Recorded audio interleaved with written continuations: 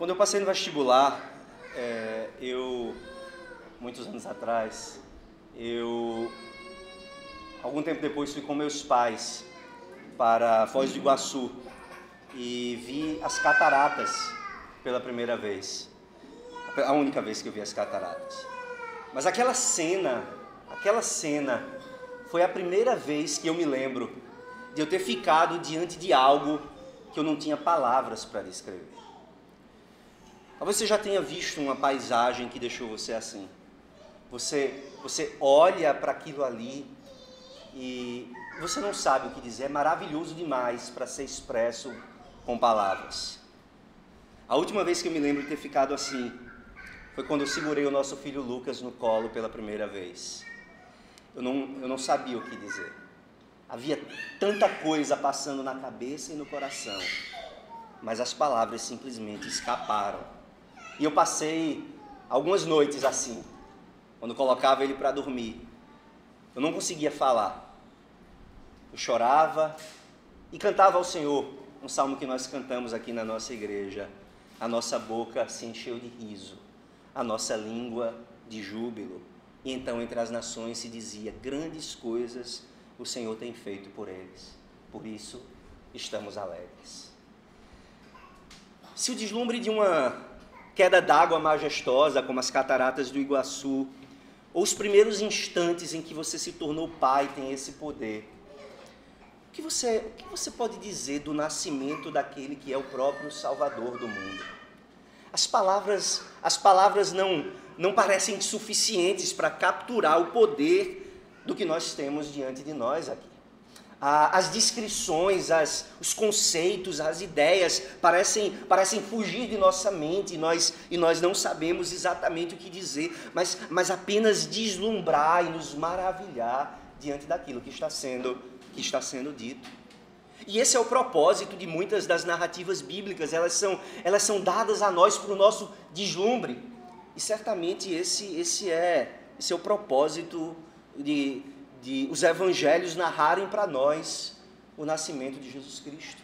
Há algo de misterioso e de insondável nesse evento da encarnação daquele que é o próprio Filho de Deus. Há algo que não pode ser capturado com as palavras, embora nós tentemos. Há sempre algo que nos escapa, há sempre um elemento de misterioso na verdade que nós aprendemos aqui. Mateus ele é mais econômico do que Lucas na narrativa que ele faz do nascimento de Cristo.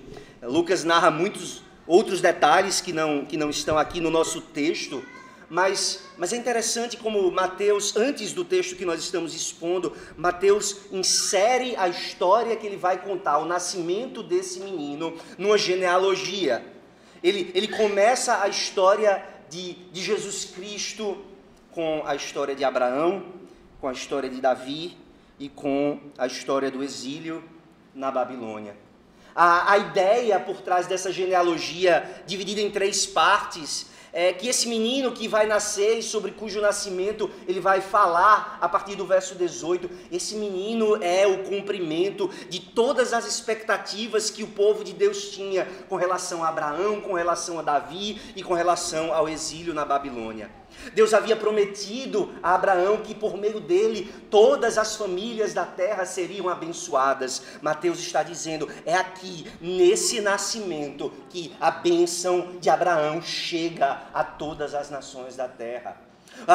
O povo de Deus esperava a chegada do grande rei que venceria todos os inimigos, quebraria os grilhões do pecado e da morte e colocaria o povo de Deus em liberdade mais uma vez. Esse filho de Davi que era aguardado do povo de Deus, é esse que está nascendo agora, o rei esperado de Israel.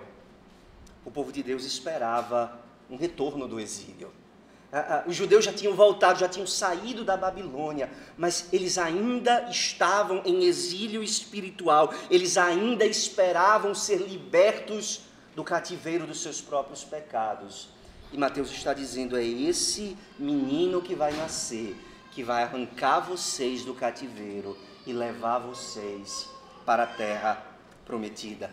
A narrativa do nascimento de Jesus, está diante de nós aqui, é uma narrativa que vai nos desafiar ao deslumbre, ao maravilhamento, que vai colocar diante de nós um grande mistério.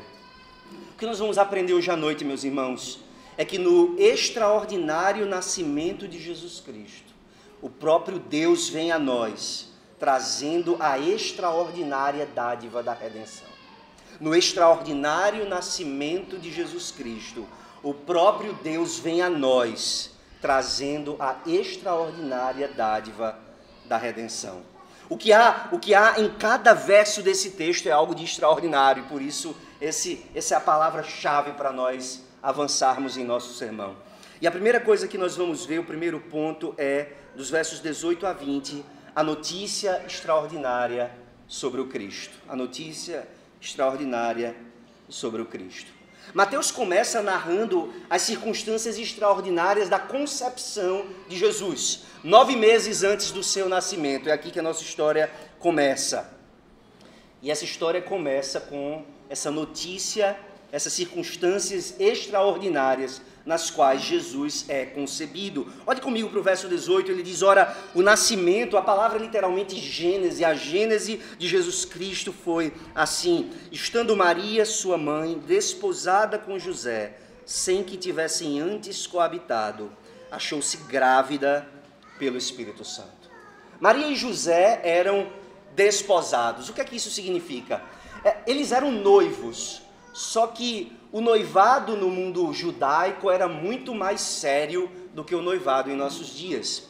O noivado nos tempos de Jesus e na cultura de Israel, ele era um contrato com valor legal, ele era uma aliança que tinha sido firmada e que precisava ser cumprida. Em nossos dias, às vezes, quando um casal namora por muito tempo e a pressão está muito grande em torno deles, o homem coloca um anel no dedo da mulher e a promete e a pede em casamento, mas ele, às vezes, não tem tanta intenção de casar com ela assim, ou talvez ele até tenha, mas uma briga, um desentendimento, alguém pisou no pé do outro durante uma dança, e isso é suficiente para que aquele noivado seja quebrado.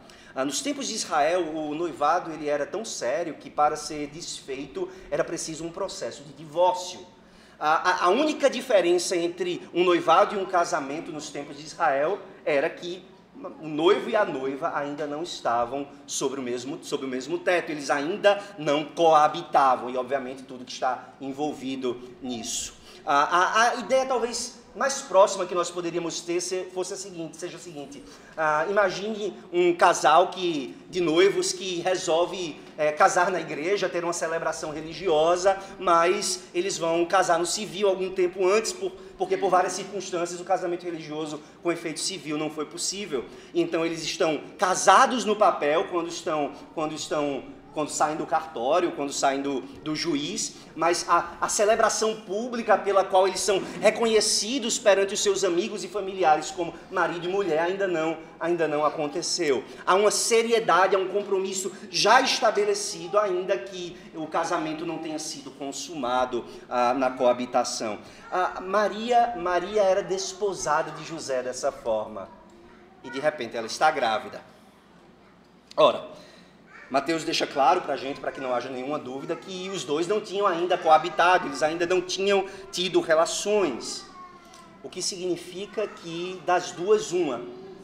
Se José resolve prosseguir no relacionamento com Maria, e as pessoas fazem as contas, e o menino nasce um pouco antes dos 9 meses da data do casamento, a impressão que as pessoas teriam é que José e Maria tinham sido precipitados nas suas relações e tinham cometido fornicação. A outra opção era a seguinte: José não se casa com Maria, a acusa publicamente, ele se inocenta, mas ela é envergonhada e humilhada como uma adúltera, como alguém que tinha tido relações com outro homem. Essa mulher está grávida, ela não é casada, ou ela fornicou com seu noivo, ou ela teve relações com outro homem que não era o seu noivo. Mas Mateus deixa claro para nós que não é nenhuma coisa nem outra. essa mulher, ela é a privilegiada, a bem-aventurada, portadora do Filho de Deus. Mateus diz que ela achou-se grávida pelo Espírito Santo. Ela achou-se grávida, mas não de outro homem, não de José, e sim do Espírito Santo. Em seguida, Mateus nos fala sobre a extraordinária piedade de José ao ouvir o que parecia ser a notícia de uma infidelidade da sua noiva. Para as pessoas lá fora podia ser ou infidelidade ou um casal precipitado, mas José sabia que ele era inocente. E essa mulher, que é a sua noiva, está grávida. Mateus diz no verso 19, veja comigo, que seu esposo, sendo justo e não a querendo infamar, resolveu deixá-la secretamente. Sendo justo e íntegro, ele não quer ficar com ela. Ele diz, eu não quero ser o homem que vai ser conhecido por aí como um fornicador. Mas ele também amava Maria. Era bondoso e generoso para com ela. Ele não queria que ela fosse exposta à vergonha máxima. Então, colocando os interesses dela na frente dos seus próprios interesses, Mateus diz que ele não queria infamá-la, que ele não queria que ela fosse exposta à total vergonha. Ele resolveu fazer a coisa da forma mais discreta possível. É claro que as pessoas ficariam sabendo, mas em vez de ir para a porta da cidade publicar o pecado da sua esposa, o que ele achava ser o pecado da sua esposa, ele resolve fazer tudo de forma discreta e secreta. Ele procurou uma forma de minimizar e de cobrir o que parecia ser o pecado dela, deixando-a secretamente. E é o que tudo indica, se você olhar comigo no verso 20. José fez tudo isso porque ele buscava a Deus em oração. Veja que no verso 20 é dito que ele ponderava nestas coisas. Ele buscava de Deus orientação para como lidar com aquela situação, que era uma potencial vergonha para ele, mas uma potencial humilhação total para aquela mulher que ele amava.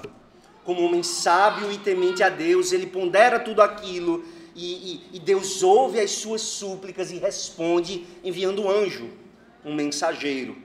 Aqui ele não é nomeado, no Evangelho de Lucas nós sabemos que é Gabriel, o mesmo mensageiro que aparece lá no livro do profeta Daniel. Esse mensageiro se aproxima de José e diz a José o que nós já sabemos. Até agora José não sabe. O anjo se aproxima dele e diz, José, filho de Davi. Interessante, filho de Davi. O povo de Deus está acostumado a esperar por um rei, filho de Davi há muito tempo. E havia muitos da descendência de Davi. E José era da linhagem real, mas talvez não fosse o primeiro da linha. Mas o anjo se aproxima dele e lembra quem ele é. José, filho de Davi. Você que é da linhagem real.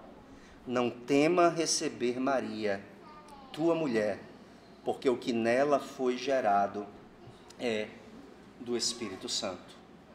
O anjo anuncia e informa a José, esse menino que ela espera, esse bebê que está sendo gerado e que está crescendo no seu ventre, ele é concebido pelo Espírito Santo. Por que isso importa? O que está em jogo aqui? Porque o fato de Jesus ser concebido por obra do Espírito Santo é tão importante para nós. É, irmãos, um artigo fundamental da nossa fé. Por quê? Isso fica mais claro quando nós meditamos a segunda parte do nosso texto. Nós vimos a extraordinária notícia sobre o Cristo. Agora eu quero que você preste atenção nos extraordinários nomes que são dados ao Cristo, nos versos 21 a 23. O anjo continua dizendo o seguinte, verso 21, ela dará à luz um filho e lhe porás o nome de Jesus. O anjo tira de José uma das prerrogativas mais importantes de um pai, a prerrogativa de dar nome ao filho. E se nós damos valor a dar nome aos nossos filhos, os judeus muito mais. Para um judeu, dar o nome era uma expressão de autoridade e era também uma forma de expressar os nossos desejos de abençoar o nosso filho. Você se lembra que uma das primeiras coisas que Adão fez quando ele foi criado por Deus foi dar nome aos animais. Isso denota a sua autoridade e o seu domínio sobre as demais criaturas. Mas você nota também que no Antigo Testamento o nome que um pai dá ao filho concentra as suas esperanças. Quando Lameque deu ao seu filho o nome de Noé, ele disse: quem sabe Deus não dará repouso a essa terra que o Senhor amaldiçoou. Um pai expressa no seu filho, no nome do seu filho, as suas esperanças e expectativas para com quem ele vai se tornar. E o anjo tira de José essa prerrogativa. Não é você quem vai dizer quem ele vai ser. Não é você quem vai dizer quem esse menino vai se tornar. Deus já tem um nome para ele. E na verdade são dois nomes. Mas o primeiro que o anjo diz é: lhe porás o nome de Jesus. O nome em si é bastante comum, não tem nada de extraordinário. Nos nossos dias, quando a gente encontra alguém chamado Jesus, a gente acha estranho. Eu tinha um amigo na infância que se chamava Jesus, e as piadas eram infinitas. Mas nos tempos de Jesus, Jesus era um nome bem comum. Na verdade, Jesus é apenas uma outra forma do nome Josué, um nome que significa Javé salva, ou a Javé pertence à salvação, ou Javé é Salvador. Era um nome bem comum. É o nome do sucessor de Moisés e é o nome de tantos outros homens ao longo do Antigo Testamento. E até mesmo no Novo Testamento nós vemos um outro homem chamado de Jesus ou Josué.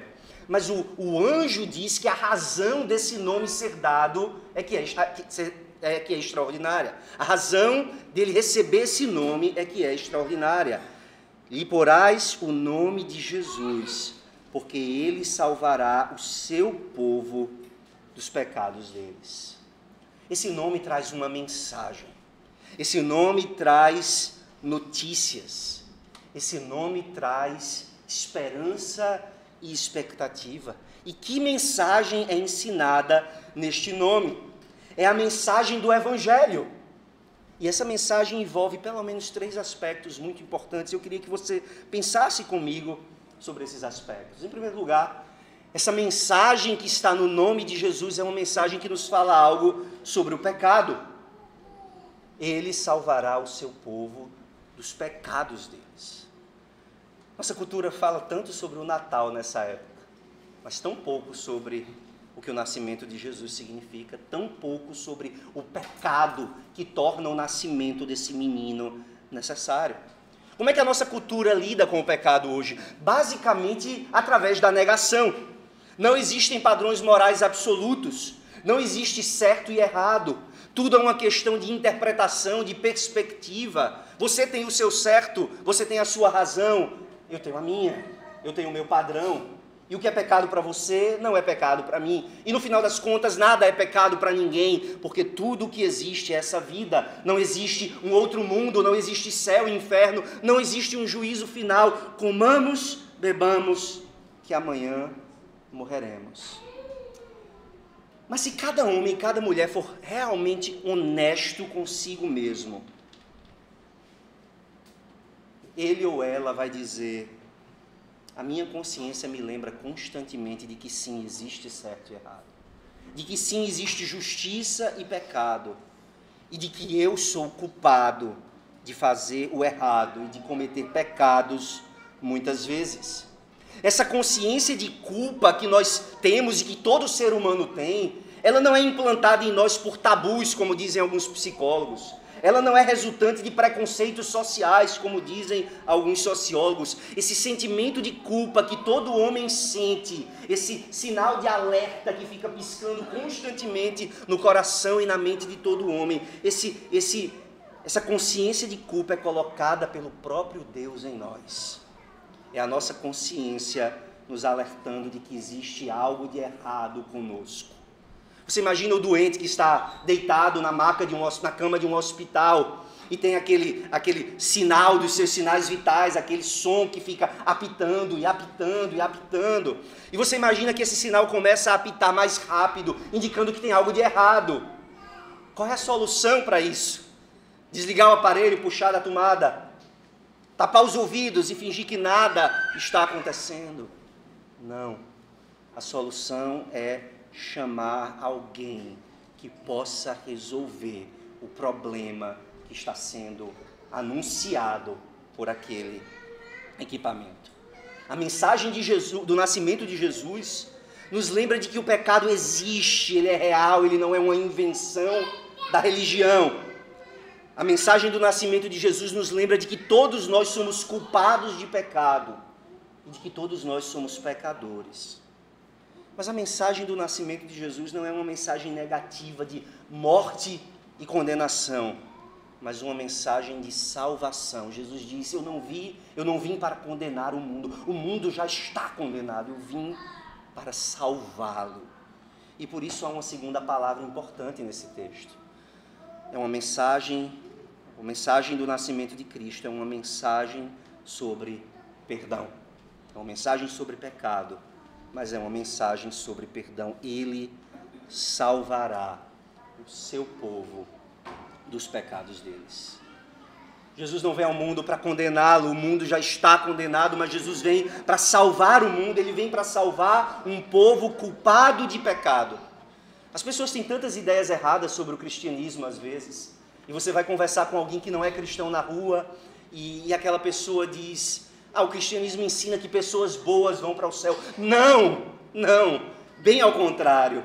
O cristianismo ensina que não há nenhum bom, que não há nenhum justo, que não há nenhum que não seja pecador. Jesus vem salvar um povo culpado de pecado. E o anjo anuncia que isso vai acontecer mais para frente, não é agora, não é no nascimento. Ele salvará. Ele vem fazer alguma coisa. No Natal, por assim dizer, no dia do seu nascimento, Jesus começa uma longa trajetória que vai de Belém até o Calvário, que vai da manjedoura até a cruz. Ele começa na manjedoura, uma vida pública de humilhação e de serviço, que vai culminar naquele dia em que ele vai dar a sua vida em favor de muitos, como um sacrifício pelos pecados do seu povo. O Evangelho fala de pecado, fala de perdão e, por fim, o Evangelho fala de um presente. Veja que o anjo diz: ele salvará o seu povo dos pecados deles. A salvação de uma alma não é algo que nós saímos para comprar no shopping, não é algo que nós encomendamos na Amazon, não é algo que nós conquistamos com o nosso trabalho. A salvação da nossa alma é algo que é dado a nós. É algo que Deus nos concede gratuitamente por meio de Jesus Cristo. Aquilo que nós não podemos fazer nem obter por nós mesmos, o anjo diz: ele vai fazer, ele salvará o seu povo dos pecados dele. A mensagem do nascimento de Cristo nos anuncia que a nossa maior necessidade é suprida por Deus em Jesus Cristo. Não por meio das nossas boas obras, não por meio da nossa caridade, não por meio daquilo que nós fazemos, mas por meio daquilo que Cristo fez na cruz. Ele salvará o seu povo dos pecados deles. Ao levar sobre si os nossos pecados na cruz, ele adquiriu para nós uma perfeita salvação. E essa salvação ele oferece agora a todos quantos o receberem, a todos quantos creem no seu nome, a todos quantos confiam nele para a salvação. Ele salvará o seu povo dos pecados deles. Esse é o primeiro nome, o nome Jesus. Mas então Mateus acrescenta uma observação que aqui não é o anjo falando, mas Mateus nos explicando no verso 22. Tudo isto aconteceu para que se cumprisse o que fora dito pelo Senhor, por intermédio do profeta. Então ele cita Isaías capítulo 7, verso 14. Eis que a virgem conceberá e dará à luz um filho, e ele será chamado pelo nome de Emanuel, que quer dizer Deus conosco.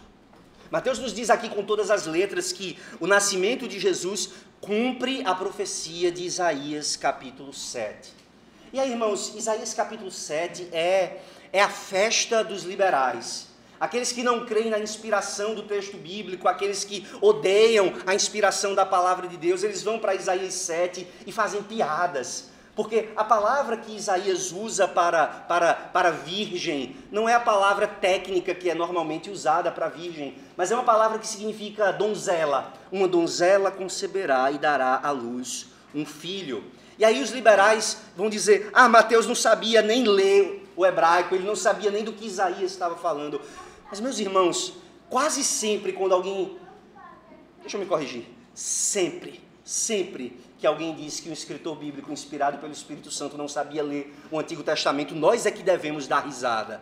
Porque você vai lá para Isaías capítulo 7 e fica claro que essa donzela, ela não tinha sido desposada por nenhum homem, ela não tinha se deitado com nenhum homem, e ela vai conceber um filho. Como é que a gente chama uma donzela que nunca teve relações com outro homem? A gente chama ela de uma virgem. E é assim que Mateus lê o texto hebraico corretamente. A virgem conceberá e dará à luz um filho. É um milagre que está acontecendo aqui. E se você acha estranho e surpreendente que Deus possa fazer uma virgem conceber, eu sinto lhe dizer que cada página da Bíblia está repleta do extraordinário e do milagre. Deus do nada criou o mundo em 6 dias. Deus fez o mar vermelho se abrir para o seu povo passar pés enxutos. Deus derramou 10 pragas extraordinárias sobre o Egito. Deus fez um profeta ser engolido pela boca de um peixe. E se tudo isso te incomoda, a culpa não está no texto bíblico, a culpa está na sua incredulidade, na sua incapacidade de ver o poder e a maravilha de Deus. O que é difícil para Deus fazer, irmãos? Uma virgem conceber não é difícil para Deus. Para Deus não há impossíveis em todas as suas promessas. Mas para Mateus é muito importante nós entendermos que esse filho que vai nascer é concebido por uma virgem, é concebido no ventre de uma virgem pelo Espírito Santo. E a obsessão não é com a virgindade em si. A ênfase de Mateus é na singularidade daquele que está prestes a nascer.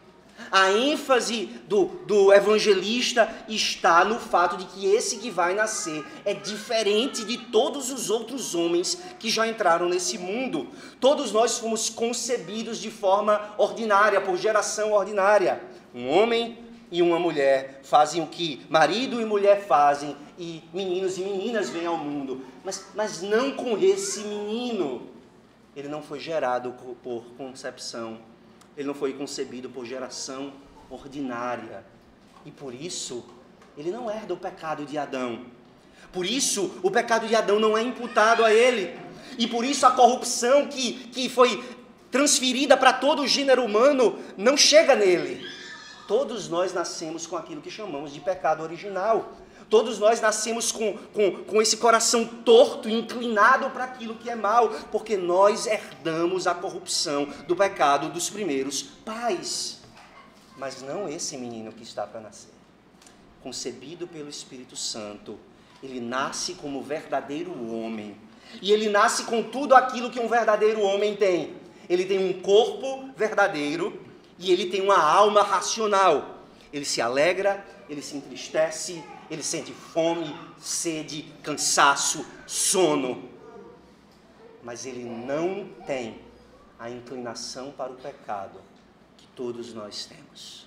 Ele não tem as seduções e a cobiça do coração com a qual todos nós nascemos. Quando Mateus diz que esse menino é concebido pelo Espírito Santo no ventre da Virgem, ele está nos dizendo que esse menino é o perfeito homem que nós aguardamos. É o Salvador que não tem pecado pelo qual morrer. É aquele que não precisa, como sumo sacerdote, fazer um sacrifício pelos seus próprios pecados, porque ele não tem nenhum. Todo sacerdote do Antigo Testamento, antes de oferecer sacrifício pelos outros, precisava oferecer um sacrifício por si mesmo, porque ele próprio era pecador, sujeito à fraqueza e à tentação. Mas não esse menino que está nascendo. Ele é perfeito homem, homem verdadeiro, mas homem justo. Mas tem algo mais. Mateus diz, citando a profecia de Isaías, que esse menino será chamado pelo nome de Emanuel. E o próprio Mateus interpreta para nós, que quer dizer Deus conosco. Um homem, Deus conosco. Aqui estão os profundos mistérios que a mente humana não é capaz de sondar. Aqui está, em primeiro lugar, o mistério da encarnação. Deus se faz homem na pessoa de Jesus Cristo. A eterna pessoa do Filho de Deus toma para si uma natureza humana, um corpo verdadeiro, uma alma racional. Esse Deus que existe de eternidade a eternidade, esse Deus que é imenso, infinito, eterno, imutável em seu ser, em sua sabedoria, em sua santidade, em seu poder, em sua justiça, em sua bondade, em sua verdade. Esse Deus infinito adentra o mundo que Ele próprio criou. O Criador de todas as coisas se faz criatura. Esse eterno Filho de Deus se torna o Deus homem na união perfeita e inquebrável das duas naturezas. Deus, homem, não duas pessoas, mas uma só pessoa com duas naturezas perfeitas e distintas numa união perfeita e inquebrável. Quem é esse bebê que vem ao mundo nascido da Virgem Maria? Um hino que eu gosto muito descreve esse bebê dizendo que ele é a plenitude de Deus num fraco e indefeso bebê. Ou como nós cantamos, ele é poder de Deus num frágil ser. Ele é o Deus infinito, aquele que os céus não podem conter, mas ele é também uma pequena criança que cabe nos braços de seus pais. Ele é o Deus eterno que existe desde sempre e para sempre. Mas agora ele tem uma data de aniversário. Ele é o Deus todo-poderoso que pela palavra do seu poder trouxe todas as coisas à existência do nada. Mas ele é também um menino indefeso, precisando do cuidado e da proteção da sua mãe e do seu pai. Ele é o Deus que sustenta todo o universo em suas mãos, de quem todos nós recebemos vida, respiração, saúde e tudo mais. Mas ele próprio precisou ser segurado nos braços da sua mãe e precisou ser alimentado pelos seus seios. O mistério da encarnação. Matthew Henry diz que esse é um mistério que nós não devemos sondar, mas devemos apenas adorar. Nós não devemos tentar penetrar esses mistérios, mas devemos parar diante deles e dizer: ó profundidade das riquezas, tanto da sabedoria quanto do conhecimento de Deus.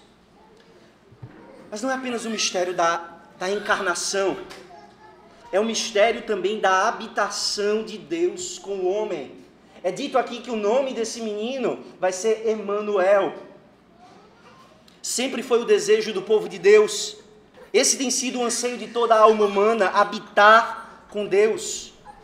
Nós fomos criados para andar na presença, na comunhão, no relacionamento com Deus, em intimidade com Deus. E esse desejo de estar para sempre com Deus faz parte do nascimento de Jesus Cristo. Porque no nascimento de Jesus Cristo, nós aprendemos como é que nós podemos habitar com Deus. Como é que o homem pecador pode habitar na presença do Deus Santo? Como é que a criatura pode se sentar à mesa com o Criador, por assim dizer? Quando Jesus andou nesta terra, quando ele pregou para as multidões, quando ele fez milagres, quando ele lavou os pés dos discípulos, era o próprio Deus andando entre nós e habitando conosco. Por isso João diz: e o Verbo se fez carne e habitou entre nós, cheio de graça e de verdade, e vimos a sua glória, glória como do unigênito do Pai. É Deus andando entre nós. E o grande propósito da vinda de Jesus, da vinda do Filho de Deus, era fazer algo assombroso, algo que abriria o caminho para os homens encontrarem uma morada e um lar na presença de Deus. O nascimento de Jesus é a revelação deste mistério.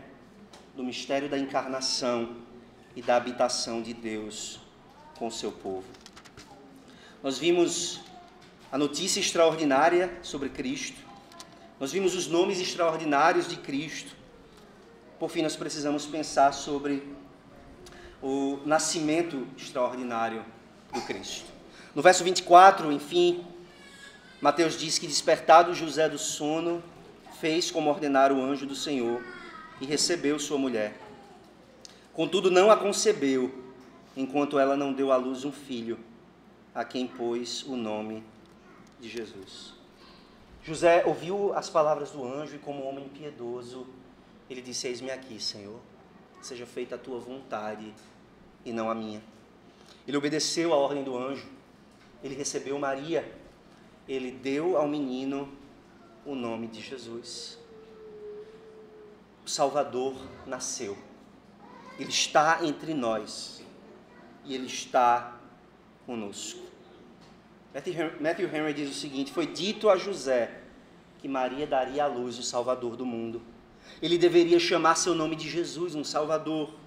Jesus é o mesmo nome de Josué.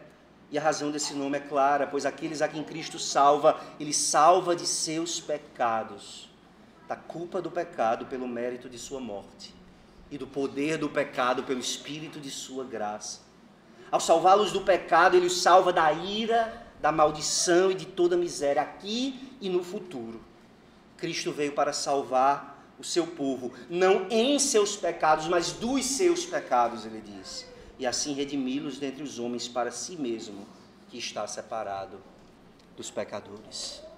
Quando Jesus nasceu, o Salvador, tão esperado, tão desejado, tão ansiado, finalmente estava entre nós.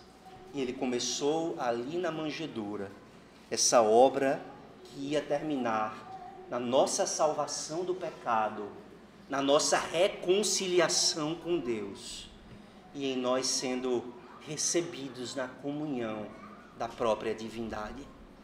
Deus conosco.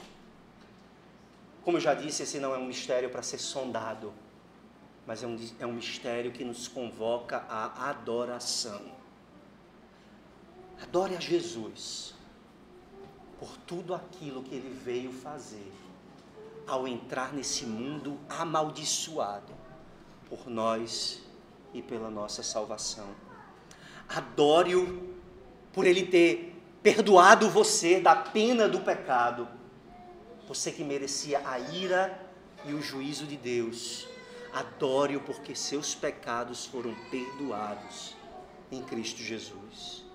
Adore-o pela libertação do poder do pecado.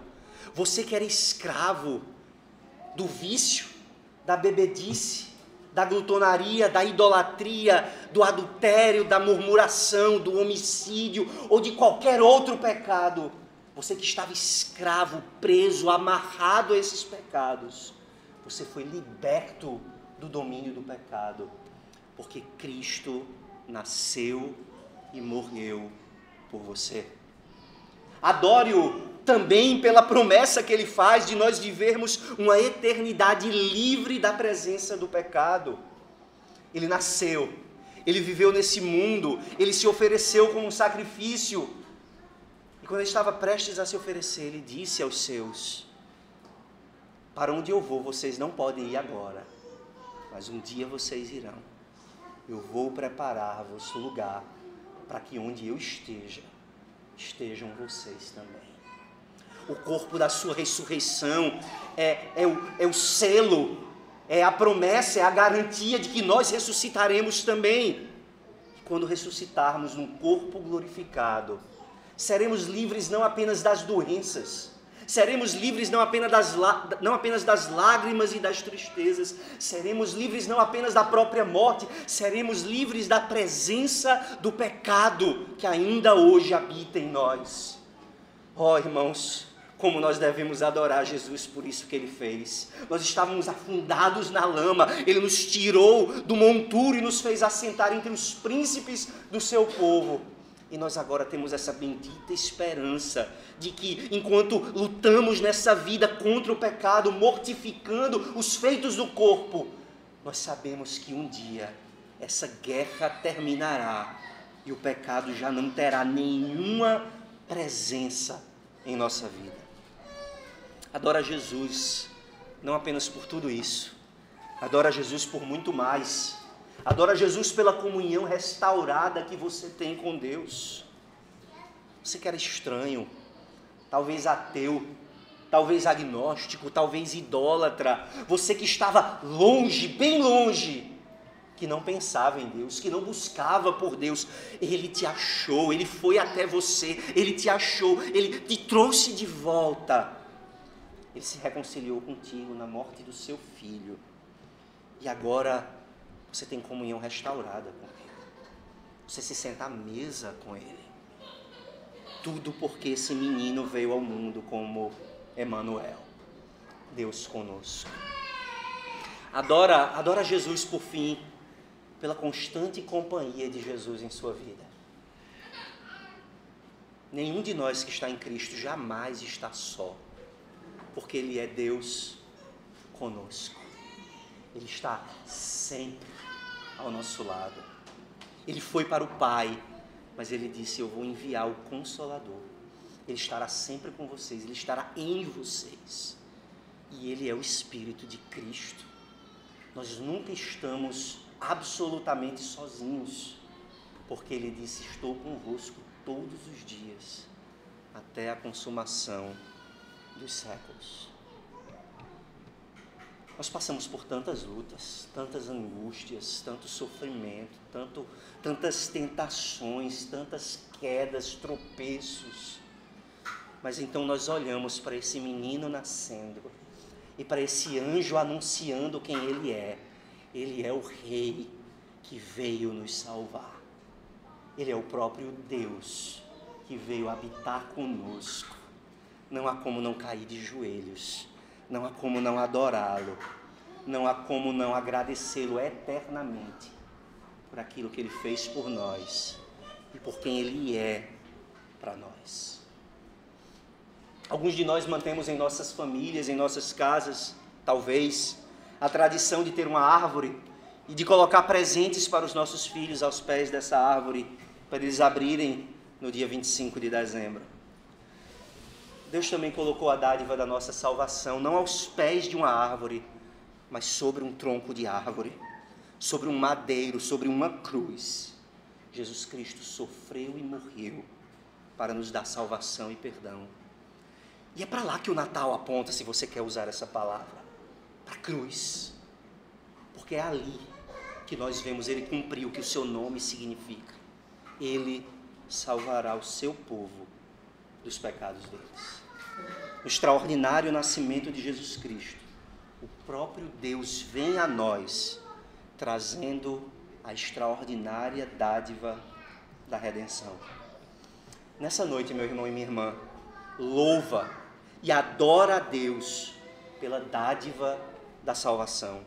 E louva-o ainda mais pela dádiva de seu próprio Filho, porque em Cristo nós temos Deus conosco. Amém. Vamos orar.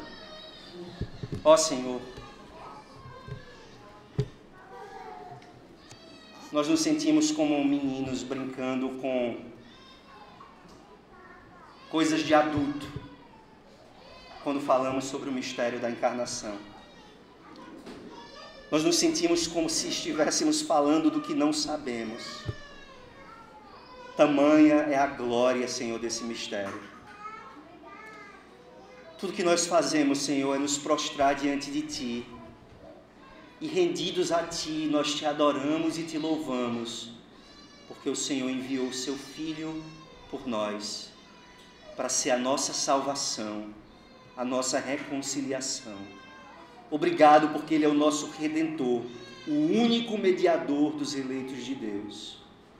E obrigado porque nele, somente nele, nós temos a salvação, a liberdade e a vida eterna.